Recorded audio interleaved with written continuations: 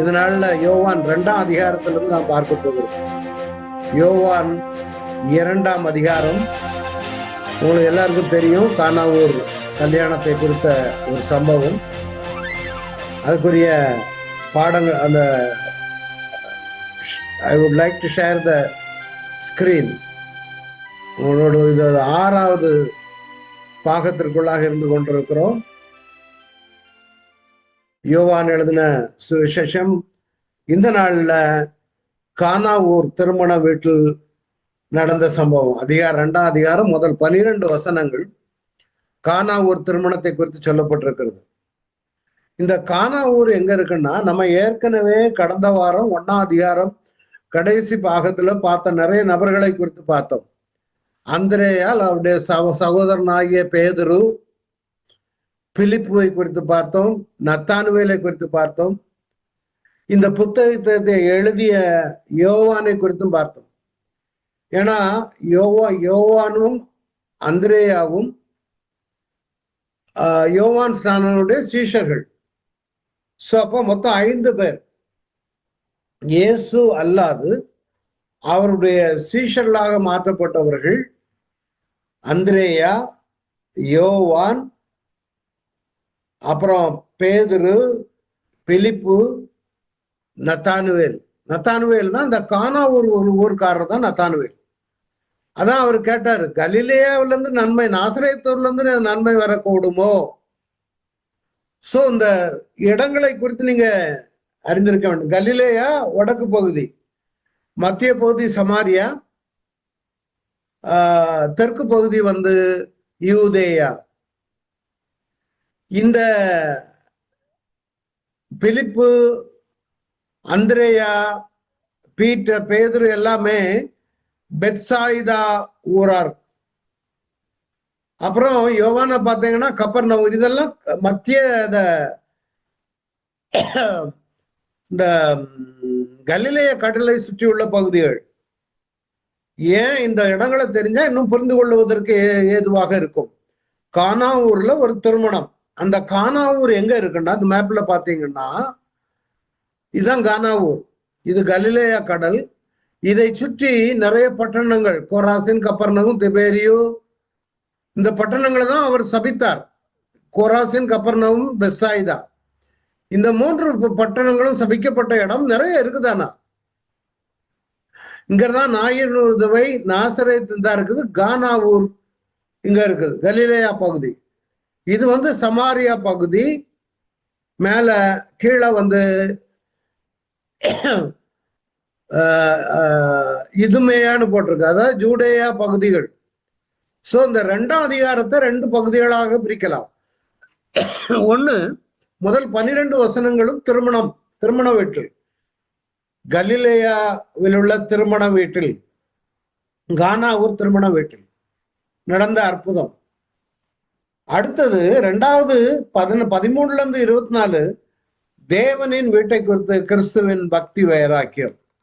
Sorry,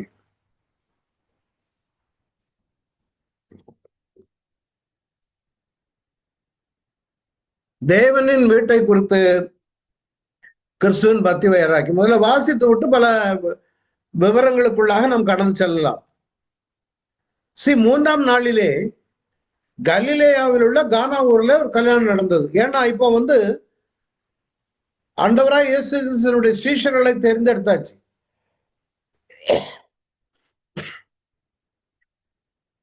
இங்க யோவான் 21ஆம் அதிகாரம் 2ஆம் வசனம் பார்த்தீங்கன்னா, கலிலேயா நாட்டில் உள்ள கானா ஊரானாகிய நாத்தானுவேல் என்று வரும். நாத்தானுவேல் அப்படியானால் கானா ஊர்காரர். இங்க ஒரு கல்யாணம் நடந்தது. இந்த திருமணத்திற்கு இயேசுவின் தாய் அங்கே இருக்கிறாங்க. இயேசுவும் அவருடைய சீஷரும் அந்த கல்யாணத்துக்கு அழைக்கப்பட்டிருந்தார்கள். மொத்தம் 5 பேர். இயேசுவும் 5 சீடர்களும், மொத்தம் 6 பேர் போயிருக்காங்க. இந்த 6 பேர்னால ரசம் குறையப்பட்டதா இல்லையா நமக்கு தெரியாது. அப்ப இயேசுவின் தாய் அவரை நோக்கி அவர்களுக்கு திராட்சை ரசம் இல்லை என்றாள். முதலாவது இந்த திருமணத்திற்கு இயேசு போனார். அதை குறித்து உங்களோடு விளக்க விரும்புகிறேன். நிறைய சபையார் திருமணம் இல்லாமல் என்ன ஒண்டியா இருப்பது நல்லது என்று சொல்லி நிறைய போதகங்கள், தவறான உபதேசங்கள் இருந்து கொண்டிருக்கிறது. அன்னகர்களாக இருக்கணும், கற்புடைய என்ன கன்னிகைகள் நாங்க தான், பெண்களால் கரைபடாதவர்கள் நாங்க தான், பரிசுத்த கூட்டத்தார் அப்படின்னு சொல்லி ஒரு கூட்டம் நம்முடைய சமுதாயத்துல இருந்து கொண்டிருக்கிறது. சபைகள் அதை பேஸ் பண்ணி சபைகளை வைத்துக் கொண்டிருக்கிறாங்க. இப்போ இதுல இயேசுதாமே தேவனால் உருவாக்கப்பட்டது திருமண பந்தம் என்பதை இந்த இயேசு அந்த திருமண வீட்டுல அட்டன் பண்ணதை வச்சு தெளிவாக புரிந்து கொள்ளலாம். திருமண பந்தம் தேவனால் உருவானது. இந்த வசனங்களை நோட் பண்ணி வைத்துக் கொள்ளுங்கள். தேவன் ஆதியிலே நியமித்த ஒரு காரியம். இது மனிதர்கள் தங்களுடைய சொந்த உபதேசங்களை ஜனங்களுக்குள்ளாக கொண்டு வந்து அதை திணித்து இந்த மாதிரி தவறான உபதேசங்களை சொல்லி கொண்டிருக்கிறாங்க. அதனால ஞாபகம் வைங்க, இந்த திருமண பந்தம் தேவனால் உருவானது. வசனத்தோடு கூட உங்களுக்கு ப்ரூவ் பண்ண விரும்புகிறேன். ஆதியாகமம் 2ஆம் அதிகாரத்துல பார்த்தீங்கன்னா, பின்பு தேவனாகிய கர்த்தர் மனுஷன் தன்மையாய் இருப்பது நல்லதல்ல என்று ஏற்ற துணையை அவனுக்கு உண்டாக்குவேன் என்றார். அப்ப அவனுக்கு ஏற்ற துணையை உண்டாக்குவேன். அது தேவனால் உருவாக்கப்பட்டதுதான் ஏற்ற துணை. மனிதன் தனிமையா இருக்கக்கூடாது என்பதுதான் தேவனுடைய திட்டம். ஆனா நாங்க தனிமையா தான் இருப்போம், சிறியடால் நாங்கள் கரைப்படாதவர்கள் அப்படின்னு சொல்லுவது எந்த வகையில நியாயமாக இருக்கும்? ஆண்டவர் சொல்லுகிறார், அவன் நல்லதில்லைன்னு சொல்லிதான் ஏற்ற துணையை உருவாக்குகிறார். ஆதாமுக்கு ஏற்ற துணை இன்னும் காணப்படவில்லை. அப்பொழுது தேவனாய கர்த்தர் ஆதாமுக்கு அயர்ந்த நித்திரை வர பண்ணினார். அவர் நித்திரை அடைந்தான். அவர் விலா எலும்புகளை ஒன்றை எடுத்து அந்த இடத்தை சதையினால் அடைத்தார். விலா எலும்புகளை எடுத்து அங்கிருந்து ஒரு மனுஷியை உருவாக்குகிறார். அப்ப தேவனுடைய திட்டம், திருமணம் என்பது தேவனால் உருவாக்கப்பட்டது. இதை நாம தடுத்து நிறுத்தவே முடியாது, சொல்லவும் முடியாது. சிலருடைய விருப்பம் நான் தனிமையா இருக்கணும், அது வேற விஷயம். ஆனால் அதையே ஒரு சத்தியமாக போதிக்க கூடாது. இன்னைக்கு அநேக சபைகள்ல அப்படிதான். எனக்கு தெரியும், சில சபைகள்ல திருமணமானவங்களையே ரட்சிக்கப்பட்டு அந்த சபையாருக்கு மெம்பராக சேரும் பொழுது கணவனும் மனைவி தனிமையாக தான் இருக்கணும், பிரிந்துதான் இருக்க வேணும் இருப்பாங்க. ஃபெய்த் ஹோம்ல தங்கினாலும் கணவனுக்கு ஒரு ரூம், மனைவிக்கு ஒரு room. they cannot live together at all. It's very pathetic. கடவுள் அப்படி நியமிக்கல. இந்த வசனங்களை நோட் பண்ணி வச்சுட்டு யாரும் வந்தாங்கன்னா அவங்ககிட்ட சொல்லி கேளுங்க. தேவனாகிய கர்த்தர் தம் மனுஷனிடந்த விலா எலும்பை மனுஷியை உருவாக்கி அவளை மனுஷனிடத்தில் கொண்டு வந்தார். அப்பொழுது ஆதாம், இவள் என்ன எலும்பின் எலும்பும் மாம்சத்தின் மாம்சமா இருக்கிறாள், இவள் மனுஷனிலிருந்து எடுக்கப்பட்டபடினால் மனுஷி எனப்படுவாள் என்றார். அப்புறம் பாருங்க, இதன் நிமிஷம் புருஷன் தன் தகப்பனையும் தன் தாயை விட்டு தன் மனைவியோட சென்றிருப்பான், அவர்கள் ஒரே மாசமா இருப்பார்கள். இதைதான் ஞாபகம் வைக்கணும்.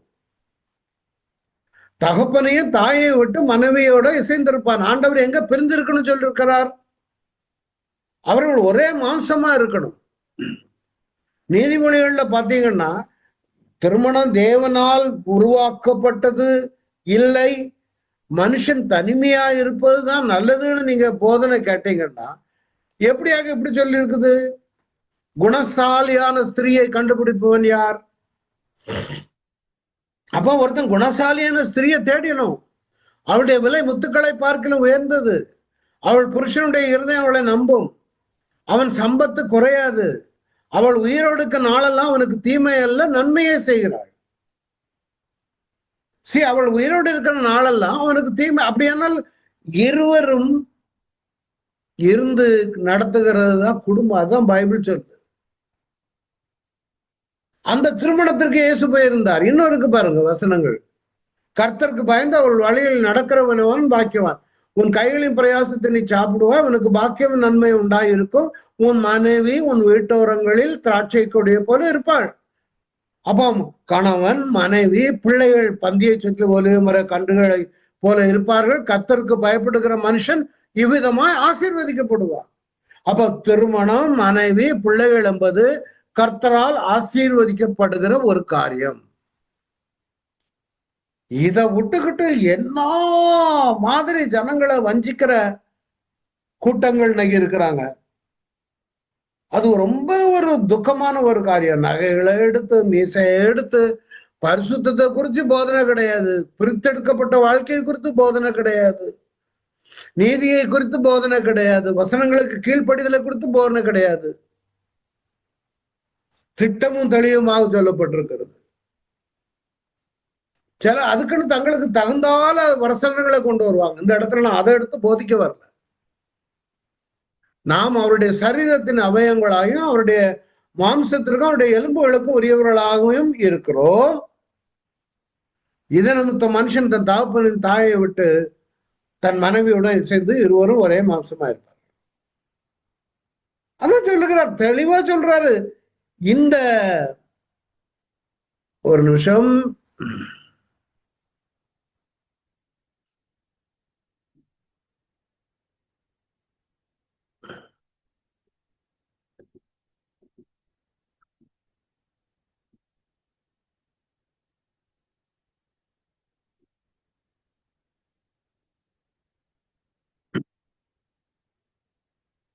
சாரி, செட்டிங்ல மாத்த மாறுது. ஓகே,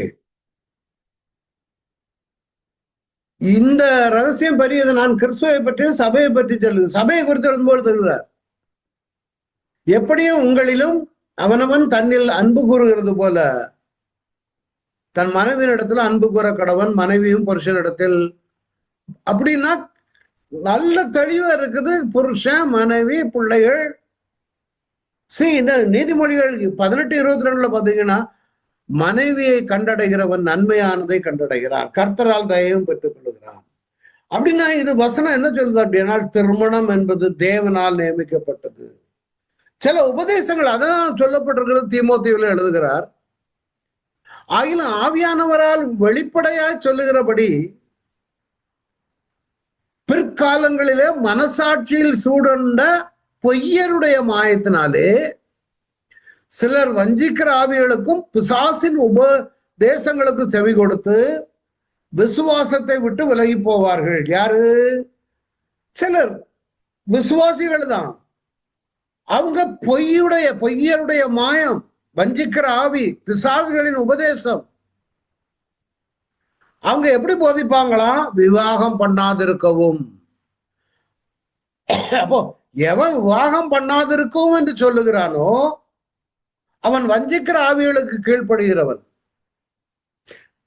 அவன் சூடுண்ட பொய்யருடைய மாயத்துல அகப்பட்டிருக்கிறவன். அவன் பிசாசுகளின் உபதேசங்களுக்கு செவி கொடுக்கிறவன். அவன் தான் என்ன சொல்லுவான்? விவாகம் பண்ணாதிருக்கவும்.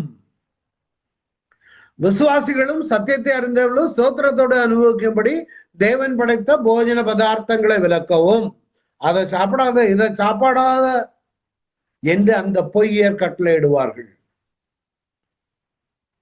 எபிரேயர் 13:4 விவாக மஞ்சத்தை குறித்து சொல்லப்பட்டிருக்கிறது. விவாகம் யாவருக்குள்ளும் கனமுள்ளதாயும் விவாக மஞ்சம் அசூசிப்படாததுமாய் இருப்பதாக வேசி கள்ளரையும் உபச்சாரக்காரரையும் தேவன் நியாயந்திருப்பார். அப்படியானால் திரும்ப நான் சொல்றேன், கலிலேயாவில் உள்ள கானா ஊர்ல திருமணத்தில் இயேசு கலந்து கொண்டது, he is approving the marriage. அப்படி அவருக்கு திருமணம் கூடாது, கலகலப்பு கூடாது, சந்தோஷம் கூடாது அப்படின்னா அந்த திருமணத்திற்கு போயிருக்க மாட்டார். அப்படி செய்யல அவர். இயேசுவும் அவருடைய சீஷரும் அந்த கல்யாணத்துக்கு அழைக்கப்பட்டிருந்தார்கள். திராட்சை ரசம் குறையப்பட்ட போது இயேசுவின் தாயிட்ட சொல்றாங்க, ஏன் இயேசுவின் தாய் அவரை நோக்கி அவர்களுக்கு திராட்சை ரசம் இல்லை என்றாள். ஏன் எதுக்கு இயேசுவின் தாய் கிட்ட அந்த ரிப்போர்ட் போச்சுன்னா, சரித்திரம் என்ன சொல்லுதுன்னா, இயேசுவின் தாய் அந்த திருமணம் நடக்கிற அந்த கணவனுக்கு பையனுக்கு முக்கியமான ரிலேட்டிவ். ஒருவேளை தன்னுடைய இயேசுடைய தாயாருடைய சகோதரி மகனுடைய திருமணம், அதை யோவானே மாப்பிள்ளையாகவும் இருக்கலாம்னு சிலவங்க சொல்றாங்க. ஆனா இயேசு அங்க போயிட்டாரு, அவங்க குடும்பத்தோட போயிருக்காரு, இப்போ நண்பர்களோடு. இப்போ புதிய சீஷர்கள் வந்தாச்சு. அப்போ இயேசுவின் தாய் ஒரு முக்கிய ஸ்தானத்தில் அங்க திருமண வீட்டுல இருக்கிறார். திராட்சை ரசம்ங்கிறது வந்து காமன். நீங்க ஒருவேளை நினைக்கலாம் சாராயம் குடிச்சுக்கிட்டு, அது சாராயம் இல்ல. வைன், VINE வைன் வேற, WINE ஒயின் வேற. அது இன்டாக்சிகேட் பண்ணும், இது அப்படி இல்லை. இது ஒரு மகிழ்ச்சியாகும். திராட்சை ரசம் தான் அங்க தண்ணிக்கு பதிலா இஸ்ரேல் தேசத்துல திராட்சை அதிகமாக வளர்கிறபடினால திராட்சை ரசத்தான் அதிகமாக கொடுப்பாங்க. சங்கீதம் 104:15 சொல்லுகிறது, மனுஷனுடைய இருதயத்தை மகிழ்ச்சியாக்கும் திராட்சை ரசம், அவனுக்கு முகக்கலையை உண்டு பண்ணும் திராட்சை ரசம். ஒலிவ ஆயில் உண்டு, அந்த ஒலிவ எண்ணெய் அவனுடைய முகக்கலையை உண்டு பண்ணும் எண்ணெயும். மனுஷனுடைய இருதயத்தை ஆதரிக்கும் ஆகாரத்தை விளைவிக்கிறார். சோ திராட்சை ரசம் என்பது கல்யாண வீட்டுல முக்கியமா பரிமாறக்கூடிய ஒண்ணு. அந்த நம்ம ஊர்ல இருக்க மாதிரி சாராய குப்பி நிறைந்த அந்த மாதிரி குப்பி அல்ல அது. அதுலயும் விருந்தோம்புதல். இப்ப நாங்க வந்து இங்க மத்திய கிழக்கு நாடுகள்ல வேலை செய்யும்போது விருந்தோம்பலை பார்த்திருக்கேன். அந்த விருந்தோம்பல் எப்படின்னா, இப்ப நாங்க லிப்ட்ல வர்றோம்னு வைங்க, நான்லாம் எங்க பில்டிங்ல 18வது மாடியில இருந்தேன். இப்ப லிப்ட்ல வரும்போது நிறைய ஆரப்ஸ் எங்க கூட வருவாங்க. அவங்கவுங்க பிளாட்டு, ஒருத்தனுக்கு 5வது மாடியில 8வது மாடி 10வது மாடி இருக்கும். ஒவ்வொருத்தரா இறங்கி போகும்போது ஒருத்தருக்கு ஒருத்தர் பார்த்து கூப்பிடுவாங்க, ஃபதல் எல்ல தால் தால் தால் ஃபீ அக்கில் ஃபீ தால், சாப்பாடு இருக்குது வா. அது அவங்களுடைய விருந்தோம்பல் முறை. வனாந்தரத்துல அன்னைக்கு ஆபிரகாம் பார்க்க வந்தாங்களா 3 தூதர்கள், அது விருந்தோம்பல் முறை. சமைத்து கொடுக்கறது. யார் எவருன்னு தெரியாட்டாலுமே வனாந்தரத்துல வரும்பொழுது யார் எந்த ஸ்ட்ரேஞ்சரா இருந்தாலும் வனாந்தரத்துல இருந்து வரக்கூடியவங்களை டென்ட் போட்டு அங்க இருப்பாங்க பாத்தீங்களா, அங்க எல்லாம் இருக்கும், டேட்ஸ் இருக்கும், தண்ணி இருக்கும். அவங்கள கூப்பிட்டு கொடுத்து உட்கார வச்சு, ஏன்னா லாங் டிராவலா இருக்கும். அதனால மத்திய கிழக்கு நாடுல விருந்தோம்பல் என்பது ரொம்ப முக்கியம். அதுல திருமண வீட்டுல விருந்தோம்பல் செய்யப்படவில்லை ஆனால் அது ஒரு வெட்கக்கேடானது. இப்போ எதுக்கு திராட்சை ரசத்தை இவர் ரசமாக மாற்றினார்? ஏன் செய்தார்? விருந்து, அது திராட்சை ரசம் பிரசங்கில போட்டிருக்குது, விருந்து சந்தோஷத்திற்கென்று செய்யப்படும். நம்ம விருந்து வைக்கிறது எதுக்கு? திருமண வீட்டுல விருந்து வைக்கிறோம், சாப்பாடெல்லாம் வைக்கிறோம், எல்லாரும் ஹாப்பியா பண்ணுவோம், அப்படியே வாழ்த்திட்டு போவாங்க. அதே மாதிரி திராட்சை ரசம் ஜீவன் உள்ளவரை கழிப்பாகுது. ரசம் குடித்தா ஒரு தெம்பு. இப்படிப்பட்ட திராட்சை ரசம் குறைவுபட்ட பொழுது இயேசுவின் தாய் அவரிடத்தில் அவர்களுக்கு திராட்சை ரசம் இல்லை என்றாள். அதுக்கு அடுத்த நேரம் அடுத்த 2 வசனங்களை நான் விட்டுட்டேன், நான் இருந்தாலும் உங்களுக்கு கொண்டு வர்றேன். அதற்கு இயேசு, ஸ்திரியே, எனக்கும் உனக்கும் என்ன, என் வேலை இன்னும் வரவில்லை என்றார். ஏன் ஆண்டவர் சொல்கிறார் என் வேலை இன்னும் வரவில்லை? ஏன் அவர் வந்து திராட்சை ரசத்தை தண்ணீராய் மாற்றினார்? வாசித்து விட்டு நான் விளக்கத்துக்கு வரேன். அவருடைய தாய் வேலைக்காரரை நோக்கி, அவர் உங்களுக்கு என்ன சொல்லுகிறாரோ அதன்படி செய்யுங்கள். அதான் அதில் உள்ள பியூட்டி. முதல் முறை இயேசு அற்புதம் செய்ய போகிறார். ஏன் அவங்க மகன் என்ன சொல்றாரோ அது அப்படி, ஏன் மகன்கிட்ட போய் கம்ப்ளைண்ட் பண்ணா? ரெண்டாவது இந்த ஸ்திரீங்கிற வார்த்தையை ஒரு மாதிரி நமக்கு கேட்கும் பொழுது இதா இருக்கு, உமன் அப்படின்னு. நம்முடைய கலாச்சாரத்துல அம்மான்னு கூப்பிட்டுருக்கணும், ஆனா அவங்க கலாச்சாரத்துல அப்படி கிடையாது. அந்த யோவான் இடத்துல தன்னுடைய தாயாரை ஒப்படைக்கும் பொழுது ஸ்திரீன்னு தான் சொல்லுகிறார். இதோ உன் தாய், இதோ உன் மகன் அப்படின்னு. இது காமன் பிராக்டிஸ், அவங்களுக்குள்ள பேச்சு முறையில உள்ள வழக்கு.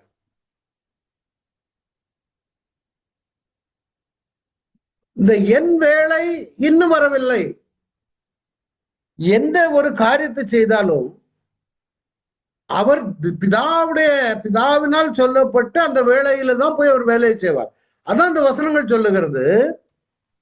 அப்பொழுது அவருடைய சகோதரர் அவரை நோக்கி, நீ செய்கிற கிரிகளை உடைய சீஷர்களும் பார்க்கும்படி இவ்விடம் விட்டு யூதேயாவுக்கு போகும். இவர் நிறைய அற்புதம் செய்கிறார். எங்க? கலிலேயால. யூதேயால தான் எருசலேம் தேவாலயம் இருக்குது. யூதேயாவில தான் பண்டிகைக்கு எல்லா ஜனங்களும் வருவார்கள். யூதேயாவில தான் பலிகள் செலுத்தப்படும். யூதேயாவில் உள்ள ஜனங்கள் they are considered to be Jewish people. அங்கதான் ஆசாரியர் இருக்கா, பிரதான ஆசாரியர் இருக்கா, எல்லாம் அங்கதான் இருக்காங்க. இது கலிலேயாங்கிறது ஒரு கிராமம். அப்போ அவருடைய சகோதரர் சொல்றாங்க, டே நீ தம்பி, நீ பிரபலமா இருக்க விரும்புறல்ல, நீ அந்த ரகத்துல ஒன்றும் செய்ய மாட்டான். அப்படின்னா அர்த்தம் என்ன? நீ இங்க போய் செய். நீ இப்படி எருசலேம்ல போய் யூதேயானா எருசலேம் இப்படிப்பட்டவர்களை செய்தால் உலகத்துக்கு உண்மை வெளிப்படுத்துகின்றார்கள். ஏன்னா முக்கியமா உலகத்துல பாத்தீங்கன்னா இப்போ பெரிய பெரிய சினி இண்டஸ்ட்ரி எல்லாம் சிட்டியில தான் இருக்கும். அங்க இருந்தா பிரபலியமாக முடியும். ஈவன் ஊழியக்காரர்கள் கூட சிட்டியை எடுத்துக்கொள்வதற்கு காரணம் இதுதான். அங்க இருந்தா பிரபலியமாகிறது ரொம்ப ஈஸி, கிராமங்களை காட்டிலும். அந்த வகையில மோகன் சி லாசரனுடைய ஊழியம் ஒரு கிராமத்துல இருந்தாலும் பிரபலியமானது. கடவுள் தேவன் எங்க இருந்தாலும் பிரபலியப்படுத்துவார். அதான் இதுல ஒரு பாடம். அப்ப இயேசுபாட்டு சொல்றாங்க, நீ போ, அங்க எருசலேம்ல போய் யூதேயால போய் உன்னை காட்டு. அவருடைய சகோதரரும் அவரை விசுவாசப்படினால இப்படி சொல்றாங்க. அப்ப இயேசு அவர்களை நோக்கி, என் வேலை இன்னும் வரவில்லை, உங்கள் வேலையோ எப்பொழுது ஆயத்தமா. அவர் ஒவ்வொரு மூமெண்ட்டும் ஆண்டவர் சொன்ன வேலையின்படிதான் செயல்பட்டார். அது நல்லா கவனிச்சுக்கிடும். மருதம மலைக்கு போனாரு, அது ஆண்டவர் சொன்ன நியமித்த வேலையில தான் அங்க போனார். சோ உங்கள் வேலையோ எப்பொழுது ஆயத்தமா இருக்கிறது. அதனால அதான் இங்க சொல்றாரு, என் தாயிட்ட சொல்றாரு, என் வேலை இன்னும் வரவில்லை. அவங்க நேர போய் சொல்றாங்க வேலைக்காரர்கிட்ட, அவர் என்ன சொல்லுகிறாரோ அதன்படி. அதுல ஒரு பியூட்டி என்னன்னா, anything even little matter tell Jesus. அடுத்தது, ஒருவேளை ஆண்டவர்கிட்ட நீங்க கேட்க போறீங்க, காரியம் ஆண்டவர் சொல்றாரு உங்களுக்கு நாளைக்கே நடக்கணும், இல்ல 3 நாள்ல நடக்கணும். ஆண்டவர் சொல்றாரு 1 மாசம் வெயிட் பண்ணு அப்படின்னு. நமக்கு முடியாது. 3 நாள்ல நடக்கணுமே. இப்ப ஆண்டவர் சொல்றாருன்னா அந்த 3 நாளை 1 மாசமா எக்ஸ்டெண்ட் பண்ணி கொடுப்பாரு. அதான் அவரோட பியூட்டி. எந்த ஒரு இஷ்யூ ஆனாலும் டேக் த மேட்டர். அதுக்கு முன்னால நாம என்ன செய்வோம் தெரியுமா? இமோஷனல் ரியாக்ஷன்ல ரியாக்ட் பண்ணிடுவோம். ஒருவேளை அவங்க கல்யாண வீட்டுக்காரங்க என்ன பண்ணிட்டு நாமளா இருந்தா என்ன நடந்திருக்கும்? அவங்க அம்மாட்ட சொன்ன உடனே அம்மா சொல்லியிருப்பாங்க, நான் என்ன செய்யறது, ஏன்ட்ட வரீங்க. ஒரு முக்கியமான நபராக இருந்திருக்கலாம் மரியாள். அதான் திருப்பி சொல்ல வர. ஏன்னா மரியாள் தன்னுடைய மகன் இன்னும் பிரபலம் ஆகல, இப்பதான் வந்துகிட்டு இருக்காரு சீன்ல. அப்போ மரியாளுடைய மகனுக்கு இந்த திறமை உண்டுங்கிறது மரியாளுக்கு தான். ஏன்னா பிறப்பிலிருந்தே விசேஷித்தவராய் பிறந்தவர். நம்மளா இருந்த உடனே என்ன பண்ணிருப்போம், உடனே ஆர்டர் பண்ணிருப்போம். ஆர்டர் இம்மிடியேட்டா ஆர்டர் பண்ணுங்க. ஏன்னா கல்யாண வீட்டுல ரசம் குறைஞ்சிட்டுன்னு அது மாதிரி கேவலம் கிடையாது. நான் ஒரு கல்யாண வீட்டுக்கு போனேன். நான் அங்கிருந்து லீவ்ல போயிருக்கும் போது கல்யாணம் அட்டன் பண்ணேன். என் ஜென்மத்திலேயே அப்படி ஒரு எல்லாரும் சாப்பிட்டுட்டு போகும்போது திட்டிட்டு போனாங்க.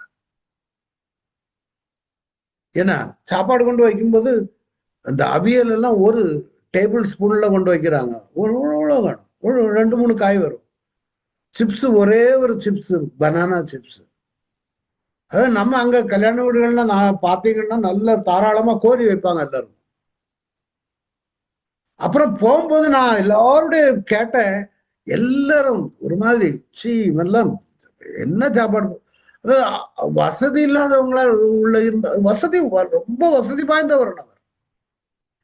எதுக்கு சொல்ல வர, ஒரு ஏழையா இருந்தாங்கன்னா அவங்க அப்படி போட்டிருந்தாங்கன்னா பரவாயில்ல, அவன் ஏழ்மையிலேயே உழவு கொடுத்தானே அப்படின்னு நினைக்கிறேன். அப்போ வேற வெளியே இருந்து ஆர்டர் பண்ணல, வேற ஜூஸ் எங்க இருந்து ஆர்டர் பண்ணிருக்கலாம். அது மாதிரிதான் பந்தி இருக்க போன இடத்துல வந்து சிஷ்யர்கள் வந்து சொன்னாங்க. ஆண்டவர் சொன்னாங்க உட்காருங்க, உட்கார வைங்க, பந்தி இருக்க வைங்க. அவங்க சொன்னாங்க ஐயா மீன் இல்லையா, 5000 பேர் இருக்காங்களா, 5000 பேர் இருக்காங்களா. அப்பதான் அந்த இதே அந்திரையா தான் வந்து சொல்றாரு, ஒரு பையன் இருக்கான், அவங்ககிட்ட 5 அப்பமும் 2 மீனும் இருக்குது. சரி உட்கார வை, கொடு. கூட நிறைய கொண்டு போனாங்க. அதே மாதிரி இவங்க நேரம் ஏசப்பாட்ட கொண்டு வராங்க. ஏசப்பா எப்படி சால்வ் பண்ணுவாருன்னு தெரியும். யாருக்கு தெரியும்? மரியாளுக்கு தெரியும். அதனாலதான் சொல்றா, அவர் என்ன சொல்லுகிறாரோ அதன்படி செய்யுங்க. அவர் என்ன சொன்னாரு, யூதர்கள் தங்களை சுத்திகரிக்கும் முறைமையின்படியே ஒவ்வொன்று 2-3 குடம் தண்ணீர் கொள்ளத்தக்க 6 கற்சாடிகள் அங்கே வைக்கப்பட்டிருந்தது. இது வந்து நிறைய பேரு இதை ஸ்பிரிச்சுவலைஸ் பண்ணுவாங்க.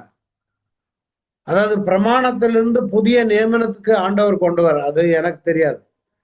இது ஸ்ட்ரைட் ஃபார்வர்ட் இன்சிடென்ட். தண்ணீர் உண்மைதான்.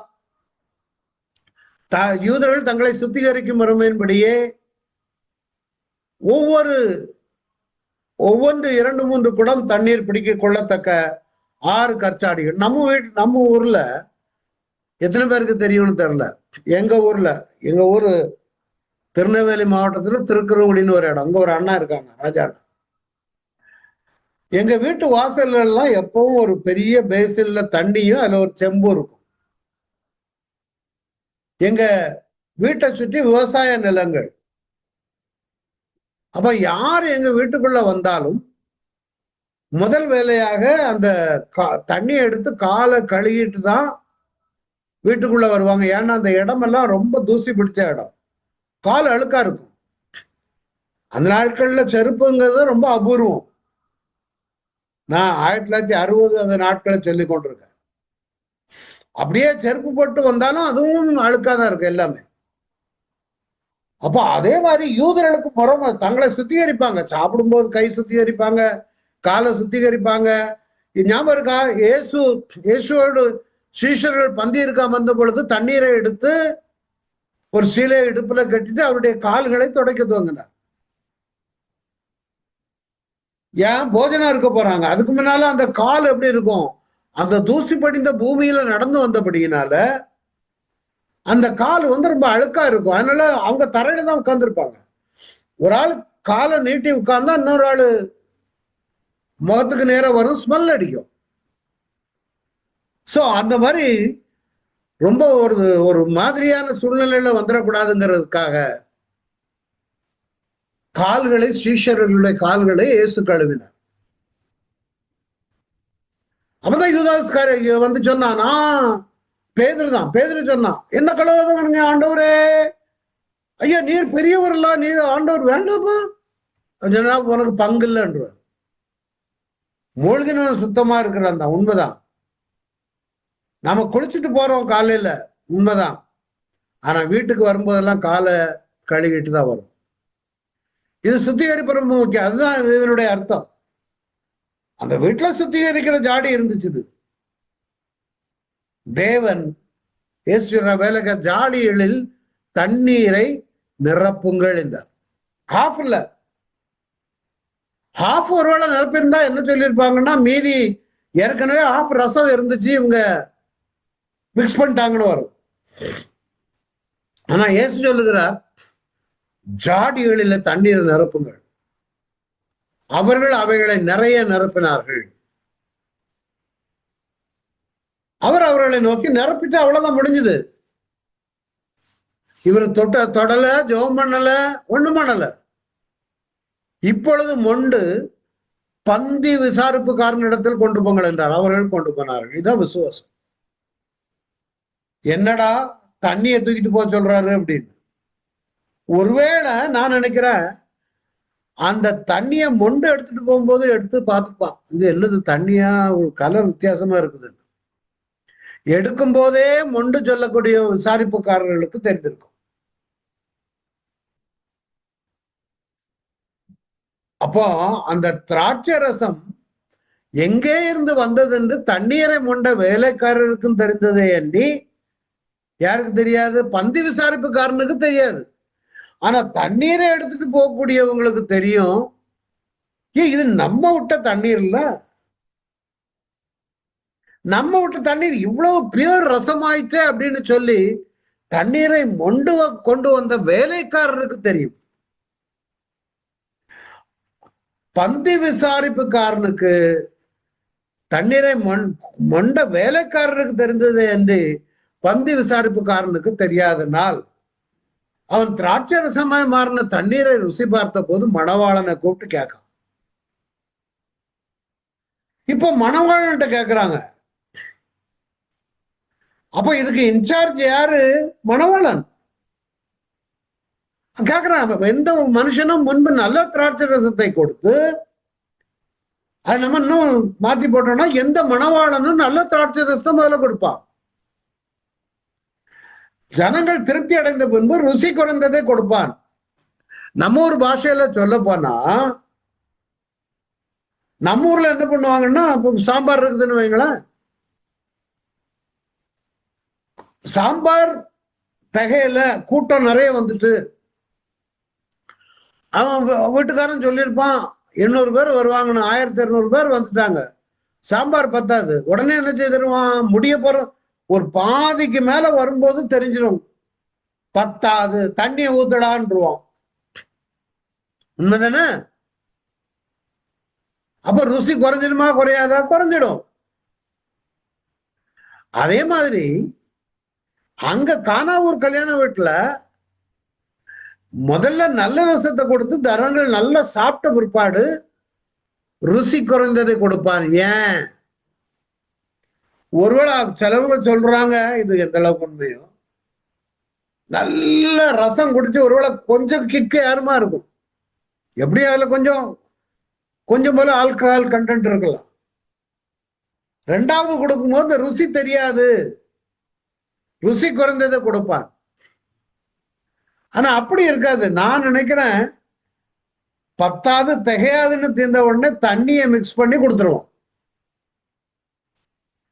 ஆனா இங்க முதல்ல ஒரிஜினல் ரசத்தை விட, அவங்க முதல்ல கொடுத்த ரசத்தை விட, God is giving the tastiest juice. நீரோ நல்ல ரசத்தை இதுவரைக்கும் வைத்திருந்தேனே. ஆண்டவர் கொடுக்கிறது. நான் அதான் இந்த பிள்ளைகள்ட்ட எல்லாம், என் பர பிள்ளைகிட்ட எல்லாம் சொன்னேன், whatever is happening, always believe that God is giving you the best. நமக்கு ஆண்டவர் நமக்கு அருமையானதை கொடுப்பார். ஆனா அவருடைய வேலைக்கு காத்திருக்க வேண்டும். யார் இடத்துல போய் எந்த காரியங்களை சொல்ல வேண்டும்? இங்க மணவாளன்ட்ட போய் கேட்கிறாங்க. இதே இதை மணவாளன்ட்ட கேட்டு முதல்ல கேட்டிருந்தா என்ன ஆயிருக்கும்? இயேசுவை தெரியாது, இயேசு வந்திருக்காரு, இயேசு அற்புதம் செய்வாருன்னு தெரிஞ்சுக்காது. ஆண்டவரா நடத்தினது. எதுக்காக வேண்டி இதை செய்தார்? இவ்விதமாக இயேசு இந்த முதலாம் அற்புதத்தை கலிலேயாவுள்ள கானா ஊர்ல செய்து தம்முடைய மகிமையை வெளிப்படுத்தினார். இந்த ஆக்சஸ் எப்படி வருது பாருங்க. தாய்கிட்ட போறாங்க, அங்க நல்ல ரசம் வந்தது மாப்பிள்ளை கிட்ட போய் கேட்கிறாங்க. இதுவரைக்கும் நல்ல ரசத்தை வைத்திருந்தாரு, அவருக்கு தெரியாது. அப்படியா, எனக்கு தெரியாது. அப்ப சொல்லியிருப்பாங்க, அங்கேயே ஒரு கூட்டத்துல அவன் வேலைக்காரனே சொல்லியிருப்பான். ஒருவேளை மாப்பிள்ளை கூப்பிட்டு கேட்டிருக்கலான்டா, என்னடா இப்ப கொண்டு இதை கொடுத்துருக்கீங்களாமா அப்படியான்னு. ஐயா, உங்க வீட்டு கல்யாணத்துக்கு வந்திருந்தாங்களா உங்க கசின். ஏன்னா அந்த கலிலேயா ஊர்ல உள்ளவங்க எல்லாரும் மோஸ்ட்லி இயேசு கிறிஸ்துவுக்கு உறவினர்கள். நல்ல ஞாபகம், இயேசு கிறிஸ்துவுக்கு உறவினர்கள். ஆண்டவர் முதலாவது அற்புதத்தை செய்வதற்கு காரணம் தேவனுடைய மகிமை அங்கு வெளிப்பட வேண்டும். அதை பார்த்ததும் அவருடைய சீஷர்கள் அவரிடத்தில் விசுவாசம். இப்பதான் சீஷர்கள் கூட்டிட்டு வந்திருக்காரு. 1ஆம் அதிகாரத்துல நம்ம பார்த்தோமே, அந்திரேயா, யோவான், இவங்க 2 பேரும் நைட்டு பைபிள் ஸ்டடி அட்டன் பண்ணவங்க. அப்புறம் பேதுருவை கொண்டு காட்டினாங்க, மேசியாவை பார்த்தோன்னு. அந்திரேயாவுடைய பிரதர் பேதுரு ஒரு வல்லமையான ஊழியனா வரப்போகிறவர். பிலிப்பு, பேதுரு, அந்திரேயா எங்க பெத்சாயிதா பட்டணம், அந்த பெத்சாயிதா ஊரனாகிய பிலிப்பு அவரு வந்து பார்த்தாரு, அவரு வந்திருக்காரு. கானா ஊர்ல உள்ள கானா ஊர்காரராகிய நத்தானுவேல் அங்க இருக்காரு. அவர் தான் நாசரேத்திலிருந்து நன்மை வரக்கூடுமோ, அப்பா நீங்க தான் இயேசு என்பதை நான் அறிகிறேன், நீ மேசியா, நீ வரப்போகிற ராஜா. இயேசு அவன்கிட்ட சொன்னாரு, இனிமேல் தேவதூதர்கள் மேலும் கீழே இறங்குவதை காண்பார். அதனுடைய முதற் காட்சி தான் அவருடைய சீஷர்கள் அவரிடத்தில் விசுவாசம் வைத்தார்கள். தொடர்ந்து அற்புதம் நடக்க போகுது. தொடர்ந்து 5000 பேருக்கு போஜனம் பண்ண போகிறார். அப்ப என்னன்னா, எதுக்காக வேண்டி பஸ்கா பண்டிகையில 1ஆம் அதிகாரம், ஆமா 2ஆம் அதிகாரம் 23ஆம் வசனம், 1 இல்ல 2. பஸ்கா பண்டிகையிலே அவர் எருசலேமில் இருக்கையில், எருசலேமில் அவர் செய்த அற்புதங்களை அநேகர் கண்டு அவருடைய நாமத்தில் விசுவாசம் வைத்தார்கள். அப்போ இந்த இடத்துலையும் அவர் அற்புதம் செய்ததை கண்டு அவருடைய நாமத்தில் அநேகர் விசுவாசம் வைத்தார்கள். இங்க சீஷர்கள் வைத்தாங்க, கல்யாண வீட்டுக்கு வந்தவங்க விசுவாசம் வைத்தாங்க, கல்யாண மாப்பிள்ளை அவர் மேல விசுவாசம் வைத்தார், பந்து விசாரிப்புக்காரன் அவர் மேல விசுவாசம் வைத்தான்.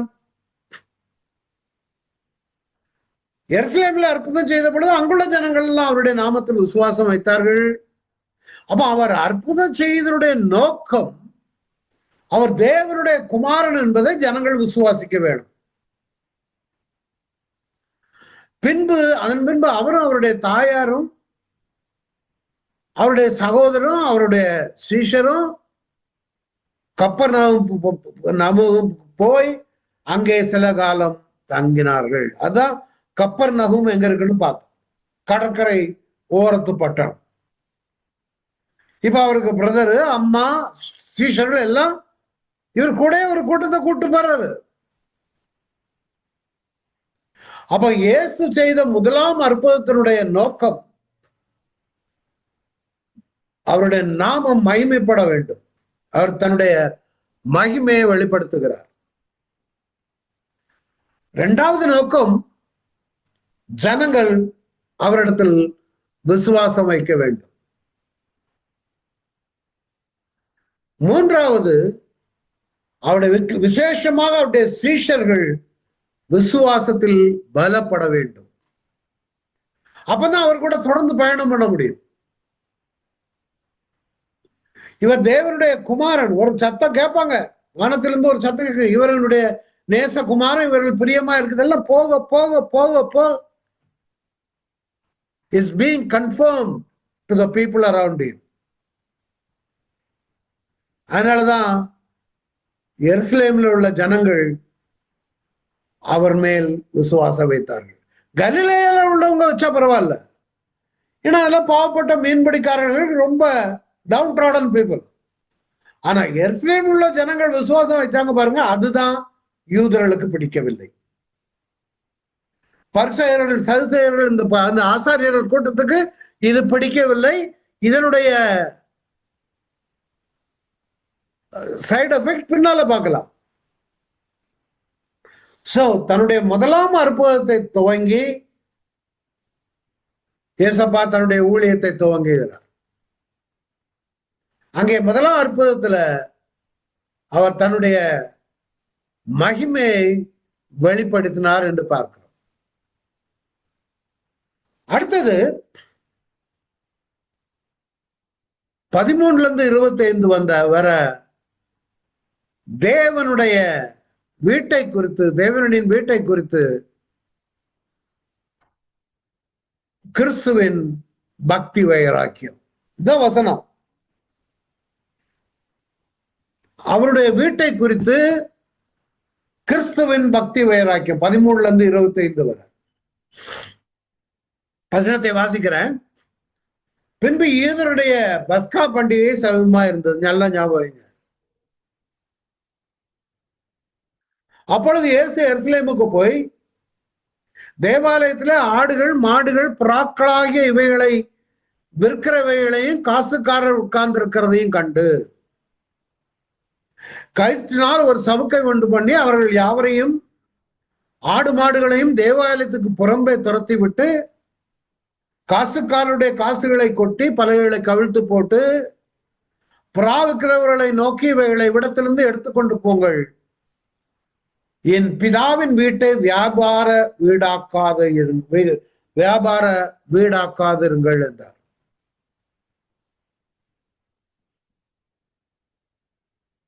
ஏன் பஸ்கா பண்டிகை என்ன?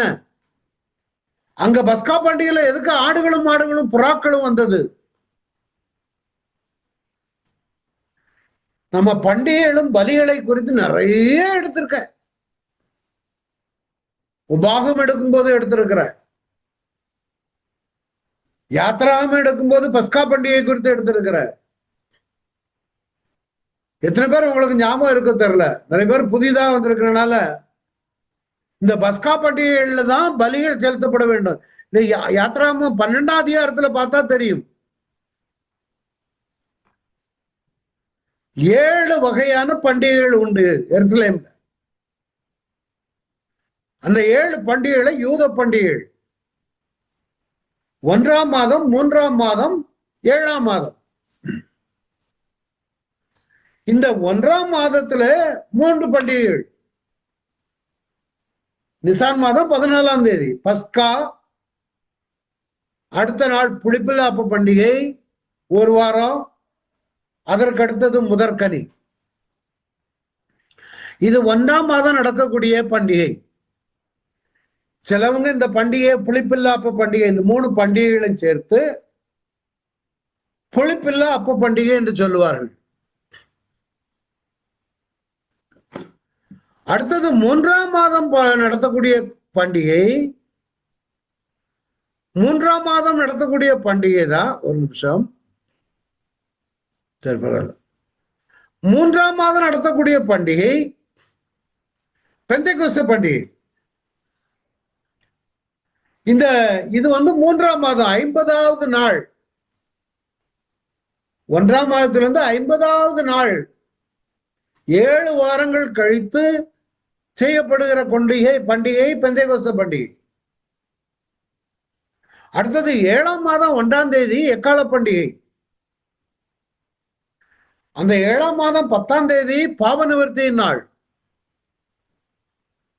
அதுல இருந்து ஒரு வாரத்துக்கு பிறகு கூடார பண்டிகை, ஃபெஸ்டிவல் ஆஃப் டேபர்னாக்கிள். பாவ நிவர்த்தியின் நாள் டே ஆஃப் அட்டோன்மெண்ட். எக்கால பண்டிகை ஃபெஸ்டிவல் ஆஃப் ட்ரம்பட்ஸ். இதெல்லாம் ஞாபகம் வைத்துக் கொள்ளுங்கள். இந்த பண்டிகைகள் ரொம்ப முக்கியமான பண்டிகைகள். இப்ப அடுத்தால பாத்தீங்கன்னா இதே இங்க கொடுத்திருக்கோம் பாருங்க. இதெல்லாம் அந்தந்த மாதங்கள்ல நடக்கிறது. பஸ்கா பண்டிகையில தான் எந்த விதமான வித்தவுட் எனி பிளமிஷ் நல்ல பழுதற்ற ஆடு கொண்டு வந்து பலி செலுத்த வேண்டும். இந்த ஏன் பஸ்கா பண்டிகையில ஆடு, இதை நான் எல்லாத்தையும் முடிச்சுட்டு திருப்பி வர்றேன். அடுத்தது புளிப்பே இருக்கக்கூடாது எல்லை எங்கிலும். அதற்கு விவசாயம் பண்ணி வரக்கூடிய முதற்கனியை தேவனுக்கு செலுத்த வேண்டும். அதுல இருந்து 7 வாரங்கள் பிற்பாடு பெந்தேகோஸ்து பண்டிகை 50வது நாள். அப்புறம் எக்கால பண்டிகைக்கு இன்னொரு பெயர் புது வருட பண்டிகை, புது வருட எக்காலம்.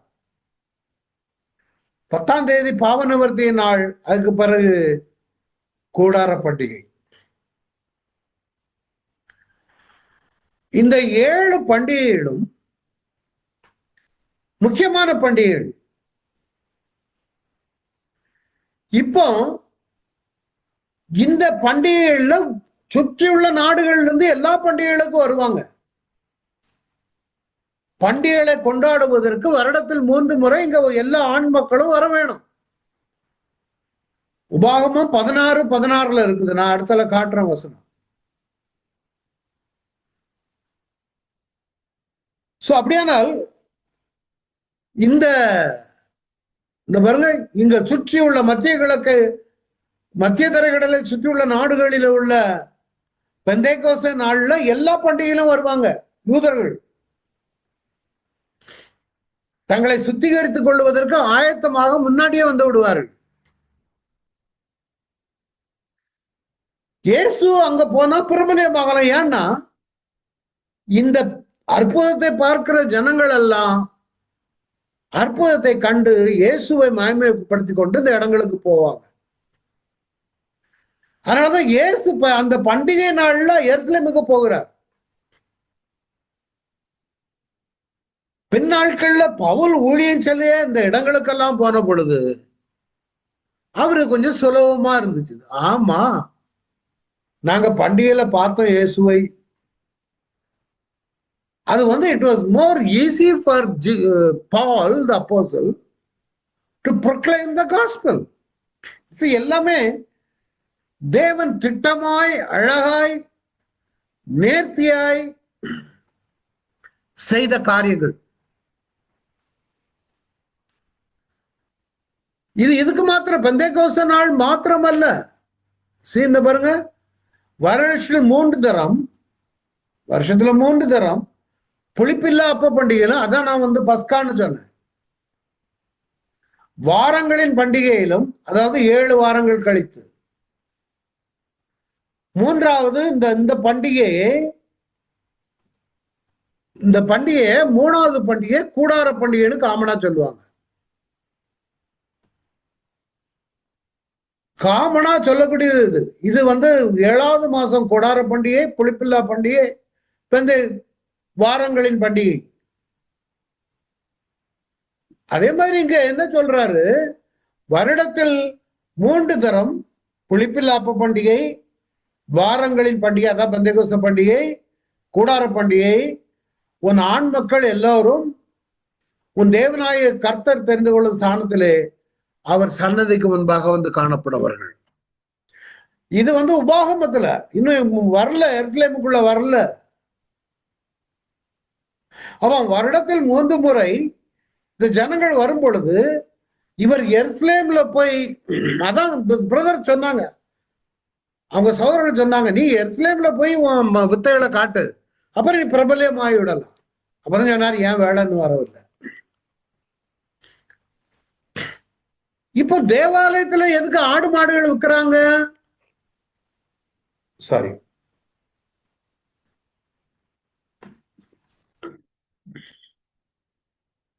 தேவாலயத்தில்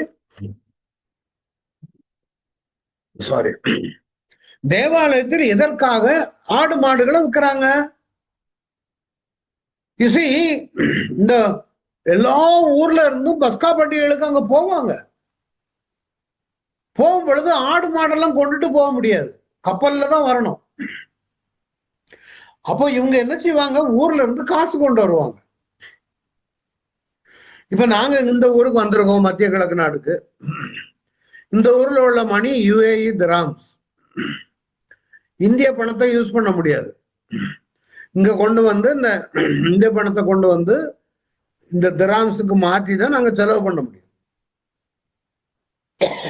அதே மாதிரி இவங்க ஆடு மாடுகளை கப்பல்ல கொண்டு வர முடியாது, புறாக்களை.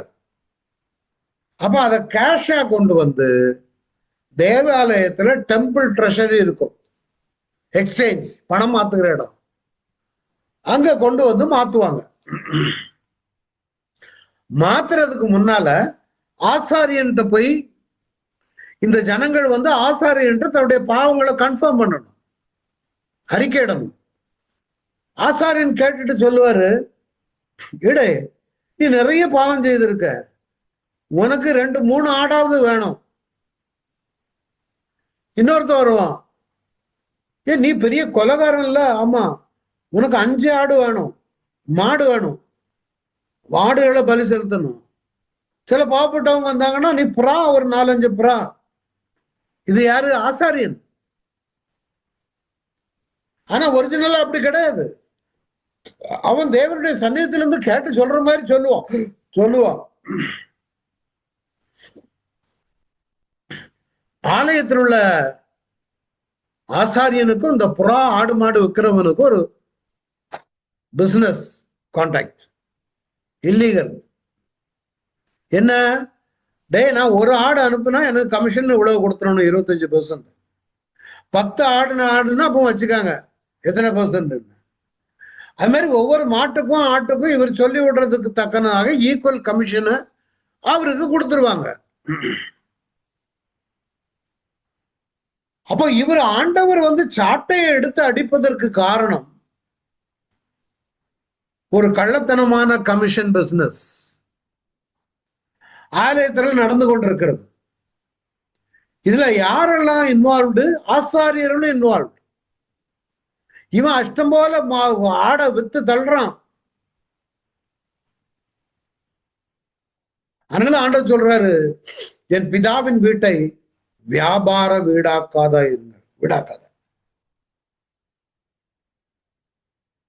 ஆடு மாடு விற்கிறவங்கள பார்த்து சாட்டை எடுத்து அடிச்சு அவங்கள விரட்டுறாரு. கருத்துமான அடுத்த வாரம் பார்ப்போம். தேவாலயத்தில் ஆடு மாடு விற்கிறவங்களை ஏன் தண்டிச்சாங்க? பின் நாட்கள்ல என்ன நடந்தது நீங்க பாத்தீங்கன்னா, என் நாமம் தரிப்பிக்கப்பட்ட இடம் அதான் போட்டிருக்குது. உங்கள் பார்வைக்கு கள்ளர் குகையாகிட்டோ, இதோ நானும் இதை கண்டேன் என்று கர்த்தர் சொல்லுகிறார். ஆண்ட வசனம் ஏற்கனவே பழைய ஏற்பாட்டில் என்னுடைய வீடு எல்லா ஜனங்களுக்கும் ஜப வீடு எனப்படும் என்று எழுதியிருக்கவில்லையா? நீங்களும் அதை கள்ளர் குகையாக்கினீர்கள் என்று அவர்களுக்கு சொல்லி உபதேசித்தார். அதனாலதான் ஆண்டவர் சாட்டை எடுத்து அடிக்கிறார். இயேசு எப்பவுமே அவருடைய தாய் தாப்பன்மார் வருஷந்தோறும் பஸ்கா பண்டிகைக்கு போற பழக்கம் அப்பவே பழக்கி கொண்டு வந்தாங்க. கருத்துக்கு சித்தமான அடுத்த வாரம் அவைகள்ல எடுப்போம். இந்த நாள்ல கொடுத்த வசனங்களுக்காக எல்லாரும் ஜெபிக்கலாம். தேவன் நம்மோடு இடைபட வேணும். நல்ல ஆண்டவரே, எல்லாரும் ஜெபிப்போம். நல்ல ஆண்டவரே, இந்த நாள்ல நன்றி செலுத்துகிற ஆண்டவரே, இந்த நாள்ல நாங்களும் எந்த பிரச்சனைகளாலும் இடத்துல வரத்தக்கதாக பரிசுத்த ஆவியானவர் எங்களை ஆளுகை செய்ய வேண்டுமா ஜெபிக்கிறேன்.